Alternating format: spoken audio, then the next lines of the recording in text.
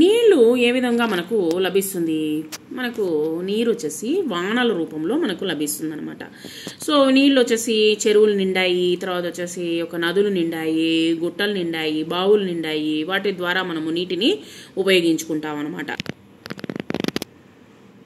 పంట పొలాలకి అన్నిటికీ నీరు అనేటువంటిది చాలా ఇంపార్టెంట్. ఏ విధంగా నీరు అనేటువంటిది మనము ఉపయోగిస్తామనేటువంటిది ఈ పాఠంలో తెలుసుకుందాము. ఇక్కడ పాట రూపంలో వాన వాన రావమ్మ, నేలను నీటితో తడపమ్మ, బావులు చెరువులు నింపమ్మ, ప్రాణుల దాహం తీర్చమ్మ. అంటే ప్రాణులు అంటే మనం అందరము ప్రాణులము అనమాట. ఆ యొక్క ప్రాణులకి ఏం అవసరమో నీరు అనేటువంటిది చాలా అవసరం అనమాట. మీకు అందరికీ తెలిసిందే. పై చిత్రంలో కాకి కడవ కనిపిస్తుంది. దానిపై కథ చెప్పండి. ఒక ఊర్లో ఒక కాకి ఉంది. ఆ యొక్క కాకి ఒకరోజు బాగా ఎండాకాలం అనమాట. అది బాగా తిరిగి ఆకాశంలో బాగా తిరిగి బాగా దాహం వేసింది అనమాట. ఎండలు అనమాట. బాగా తనకు దాహం వేసింది. ఏం చేయాలో అర్థం కాలేదు. ఎక్కడా నీళ్లు కనిపించలేదు. వెంటనే వచ్చేసి ఒక దూరం నుంచి చూసేసరికి ఒక కడవ ఉండింది. కడవ అంటే కుండలో వచ్చేసి తొంగి చూసింది. చూస్తే ఆ యొక్క కుండలో అడుగు భాగంలో ఏమున్నది? నీళ్ళు అనేటువంటిది ఉందన్నమాట. సరే దాన్ని ఎలా తాగాలి? లోపలికి వెళ్ళిపోతాయేమో, పైకి రాలేను.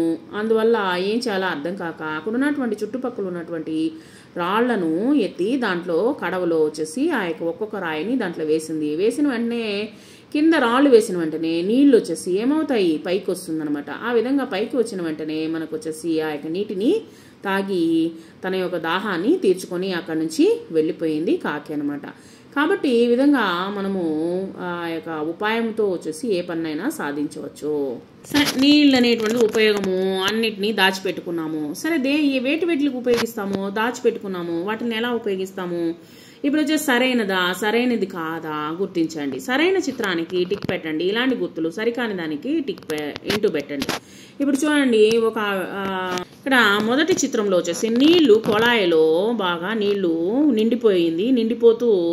నీళ్లు పోతూనే ఉంది.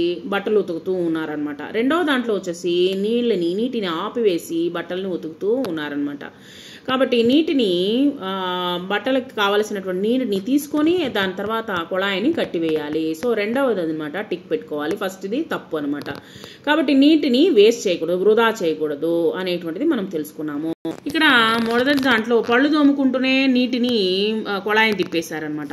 రెండో దాంట్లో పళ్ళు తోముకున్న తర్వాత కొళాయి అనేటువంటిది కట్టివేస్తుంది. కాబట్టి మొట్టమొదటిది తప్పు, రెండవది వచ్చేసి కరెక్ట్ అనమాట. కాబట్టి మనకి ఎప్పుడు అవసరమో అప్పుడు వరకే మనం వచ్చేసి కొళాయిని తిప్పుకోవాలి. ఇక్కడ చూడండి, స్నానం చేయడానికి బకెట్లో నీళ్లు తీసి పెట్టుకొని ఆ బకెట్లో ఉన్నటువంటి నీళ్లతో స్నానం చేస్తూ ఉన్నాడు. రెండవ దాంట్లో వచ్చేసి కొళాయిలో నీళ్లు నిండిపోతూ ఉంది. బకెట్లో కూడా నీళ్లు నిండిపోయి ఆ యొక్క కొళాయి బాటికి నీళ్లు పోతూనే ఉన్నాయి. ఒక పక్క స్నానం చేస్తూ ఉన్నారనమాట. కాబట్టి మనకి ఎంత అవసరమో అంత నీటిని మటుకే మనము ఉపయోగించాలి అనేటువంటిది ఫస్ట్ది టిక్ పెట్టుకోండి. రెండో దానికి ఇంటూ పెట్టండి. కాబట్టి మనకు ఎంత అవసరమో అంత నీటిని మటుకే మనం వాడాలి. ఆ తర్వాత ఎక్కువగా ఉన్నటువంటి ఎక్సెస్ నీటిని వచ్చేసి వృధా చేయకూడదు. మనకు ఉంది కదా, మనకు నీళ్ళు వస్తుంది కదా అని చెప్పేసి నీటిని వృధా చేయవద్దు. ఇక్కడ చూడండి, విపత్తుల నిర్వహణ చిత్రాన్ని చూడండి మరియు గుర్తించండి. మొట్టమొదటి వచ్చేసి బాగా ఎండపడుతూ ఉంది. మంచి అడవులు, దట్టమైనటువంటి అడవులు చూడడానికి చాలా అందంగా ఉంది. రెండవ దాంట్లో వచ్చేసి బాగా నదులు ప్రవహిస్తూ ఉంది. ఇక్కడ చూడండి, వానలు ఎక్కువైపోయి నీటిన మునిగిపోయాయి అనమాట. గుడిసెలు, ఇల్లులు వచ్చేసి మునిగిపోయాయి. అది వర్షాలు ఎక్కువగా పడినప్పుడు మనకు ఈ విధంగా సంభవిస్తుంది. తర్వాత వర్షాలు పడకుండా మనము ఏం చేస్తున్నాము? అడవిని మొత్తాన్ని కొట్టివేసి మనము పెద్ద పెద్ద బిల్డింగ్లు అవన్నీ కట్టేస్తూ ఉన్నాము, ఫ్యాక్టరీలు కట్టేస్తూ ఉన్నాము. వాటి ద్వారా వదిలేటువంటి నీటిని అలాగే కలిపేస్తూ ఉండడం వల్ల దాంట్లో వచ్చేటువంటి మురికి, తర్వాత వచ్చేసి రసాయన పదార్థాలు కలిసి ఒక పంట పొలాలన్నీ పాడైపోతూ ఉన్నాయి. ఈ విధంగా ఎండిపోతూ ఉంది. నీళ్లు లేక, వర్షం లేక ఈ విధంగా ఎండిపోతూ ఉన్నాయి. రెండవది వచ్చేసి బాగా దట్టమైనటువంటి అడవులు. సో అడవుల్లో ఎప్పుడు వచ్చేసి బాగా చెట్లు అనేటువంటిది ఎక్కువగానే ఉంటుంది. తర్వాత వర్షాలు అనేటువంటిది పడుతుంది అనమాట. ప్రతి ఒక్క ఊర్లోనూ వర్షాలు అనేటువంటిది ముఖ్యము. వర్షాలు ఎక్కువైపోతే వరదలు అయిపోతుంది. సో వర్షం అనేటువంటిది మితంగా పడితే మనకు వచ్చేసి పొలాలకి మంచి పంటలు పండేదానికి అవకాశం ఉంది. తర్వాత వచ్చేసి ఇక్కడ వచ్చేసి పైన చంద్రుడు, తర్వాత వచ్చేసి ఆకాశంలో నక్షత్రాలు అనేటువంటిది కనిపిస్తూ ఉంది. ఇక్కడ చూడండి, చిత్రాలను క్రమంగా అమర్చి కథను తయారు చేయండి. మొట్టమొదటి వచ్చేసి ఏంటి? ఇక్కడ హాస్పిటల్, దవాఖానా వచ్చేసి హాస్పిటల్, మందుల షాప్ షాపు. తర్వాత రెండోది వచ్చేసి పూరి గుడిసె మొత్తం వచ్చేసి ఏమైపోయింది, వర్షానికి తడిచి వర్షంలో మునిగిపోయి పాడైపోయింది అనమాట, ఇల్లు కూలబడిపోయింది. తర్వాత ఇక్కడ వచ్చేసి అంబులెన్స్ అనేటువంటి కనిపిస్తుంది. మనము హాస్పిటల్కి వెళ్ళేదానికి అంబులెన్స్ అనేటువంటి మనకు అవసరము. తర్వాత వచ్చేసి గుడిసె ఇల్లు వచ్చేసి బాగా నీట్గా శుభ్రంగా ఉన్నదనమాట. చుట్టుపక్కల వచ్చేసి ఎటువంటి వర్షానికి తడవకుండా మునిగిపోకుండా పైకప్పులన్నిటువంటి పోకుండా ఉందన్నమాట.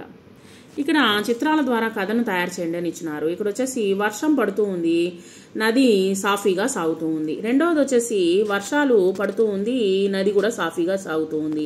తర్వాత వరదలు వచ్చి తుఫాను మాదిరిగా పడుతూ ఉంది. ఆ యొక్క తుఫాను అంటే వర్షం వచ్చేసి ఎక్కువగా భారీ వర్షాలు పడుతూ ఉన్నాయి. భారీ వర్షాల్లో ఏమైపోయింది, మొత్తము నది అంతా వచ్చేసి భూమి అనేటువంటిది కనిపించకుండా పోయింది. తర్వాత వచ్చేసి భారీ వర్షాలు తుఫానుగా మారింది. తుఫాను వరదలు బాగా సునామీ మాదిరిగా వచ్చేసరికి ఆ యొక్క చెట్లు కూడా ఏమైపోయినాయి, మొత్తం వచ్చేసి నీళ్ళల్లో కొట్టుకుపోయాయి అనమాట. ఈ విధంగా ప్రకృతి అనేటువంటిది మనకు అనేకమైనటువంటి దృశ్యాలని ప్రకృతి మనకు ఇస్తుంది. అన్నిటికీ మనం కూడా ఒక కారణము, ఈ విధంగా అవడానికి కారణం కూడా మనమే అనమాట. ఎందుకంటే చెట్లను ఎక్కువగా పెంచినట్లయితే వర్షం అనేటువంటిది కరెక్ట్ సమయంలో కరెక్ట్గా పడుతుంది. అది కాకుండా వరదలు తుఫాన్లు అనేటువంటిది ఎక్కువగా రాకుండా కాపాడుతుంది.